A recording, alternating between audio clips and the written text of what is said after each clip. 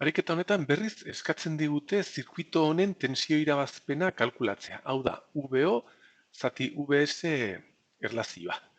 Errestentziak erre bezala, aldagaiak bezala erakusten dizkigute, denak balio berdinarekin, eta esan bezala VO zati VS irabazpena kalkulatu beharko dugu. Kasu honetan, arraroa egiten zaigu ez da, erlazio hori kalkulatzea, orduen egin behar duguna da, beti saiatu VO kalkulatzen. Suposatu behar dugu, ariketan eskatzen digutela VO kalkulatzea, zirkuitoko parametro guzti hoien arabera. Suposatu behar ditugu delak ezagunak direla, eta gero, VO-ren adierazpena dugunean, VS pasatuko dugu azpira, irabazpena kalkulatzeko. Ia ikusi dezagun hemen, bi operazional ditugu, kasu honetan hemen lurrera daukagu konektatuta, 0 voltu izan behar ditugu hemen ere bai, beraz intensitate hau erraxa izan behar da kalkulatzea, baina gero zatitzen da beste bi horietan, beraz, bueno, prozesua jarraitu beharko dugu.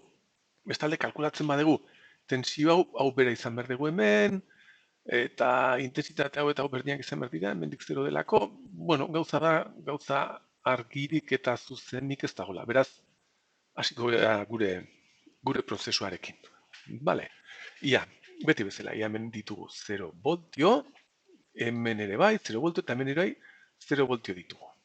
Bestalde, beste nodo honetan, hau tensioa ez dakigu. VA, esango diogu, eta geratzen zaigun azkeneko nodoa hau izango zen VO. Deitzen diote ariketan, guk ere VO. Bestalde, nodo hau, zirkuitu labur virtuala dela eta VA izan behar da ere bai, beraz, aldagai bat gutxiago VA eta VO izango genituzke tensio ikuspegitik ez ezagunak.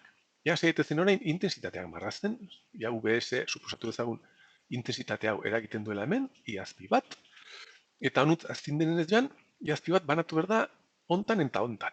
Eta ez dakik zenbat balio duten, beraz, iazpi bi jarri beharko dugu, eta iazpi iru. Erresistentzia bat egongo balituz bakarrik orduen bai. Iazpi bat izango zen, baina bi hauetan banatzen da. Bale, zer gehiago daukagu. Beste bi erresistentzia hauetan, hemen VO tensio bat izan behar dugu, eta suposatu dezagun, intensitate hau eragiten digula hemen, iazpi lau. Eta hemendik intensitatea 0 denez, iazpi lau bera hemendik joan behar da. Balio eta norabide honekin. Balio berdinarekin eta balio berdinarekin. Beraz, badaukagu. Bale, orain, urrengo trukoa, Kirchhoff egiterakoan hemen bide gurutze asko daude. Hemen daukagu bat, hemen beste bat, hemen beste bat, eta hemen beste bat. Lau bide gurutze. Eta tensio ikuspegitik bi ez ezagun. Operazionalen truko bezala hartu behar duzu ideia hau. Bide gurutze hau hartzen badugu, hemen kontuan izan beharko genuke operazionalak ematen duen intensitate hau. Erresistentziarik ez dugunez, ezin digula egin. Beraz, arraro egiten da, eta kasu honetan ere bai. Intensitate hau ere ez dugu ezagutzen. Beraz, erabili behar ditugu operazionalen irteerak ez dauden bide gurutzetan. Hau da, hau eta hau. Eta badakizu operazionalak tensioak lotzen dituela eta zirkuito zati batzuk isolatzen duenez, nahikoak izan behar dira. Bale, orduan truko bezala hori xertuko dugu. Bide gurutzeak edo Kirchhoff egiterakoan, egingo dugu lehendabizi operazionalek irteerak ez dauden bide gurutzetan.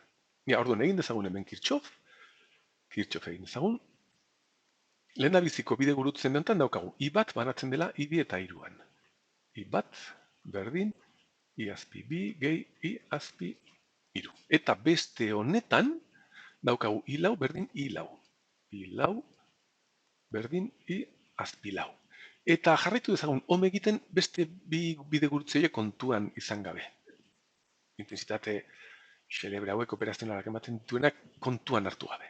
Ia, eta kasu gehienetan, hor izan behar ditugu, nahiko ekuazio ditugun ez ezagunentzat. Orduan, I bat da, VS ken 0, VS ken 0, zati R.